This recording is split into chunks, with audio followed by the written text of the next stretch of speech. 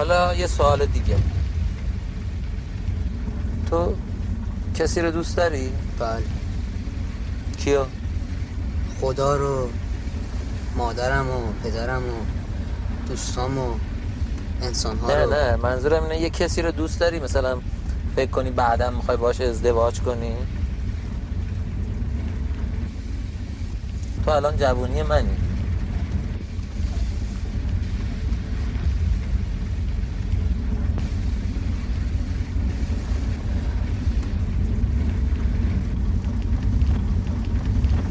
بله. پس دوست داری؟ بله. خب تو که میخوای بشریت رو نجات بدی و چجوری میخوای ازدواج کنی؟ خب 2 نفری که بهتر میشه بشریت نجات داد. اینم یه حرفیه. حالا کیه؟ فامیله؟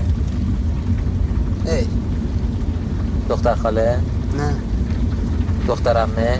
نه ها کیه؟ دختر داییه؟ نه.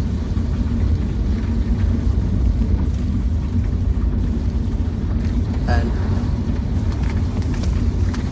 اونم تو رو دوست داره؟ بله.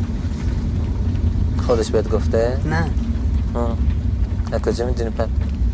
خب راستش من بهش کتاب میدم، بعد وقتی کتابو پس میگیرم لاش گل گذاشته. وقت کجا هم دیگر رو میبینیم که از این حرفا میزنی؟ هر وقت میرم خونه‌شون مهمونی. چه کتابایی بهش میدی؟ کتابای رمان، شعر، کتابای علمی، کتابای کامپیوتر. میخونه پس میده یا فقط لاش گل میذاره؟ نه آقا میخونه. از کجا میدونی؟ ازش میپرسی که خوندی؟ نه وقتی کتابو میگیرم میبینم زیر جمله‌های خوبش خط کشیده. اونم میخواد مثل تو بشریت نجات بده؟ بله. از کجا میدونی؟ از اون جمله‌هایی که زیرش خط کشیده. یعنی چون زیر اون جمله ها خط میکشه پس تو فهمیدی میخواد بشریت نجات بده؟ بله.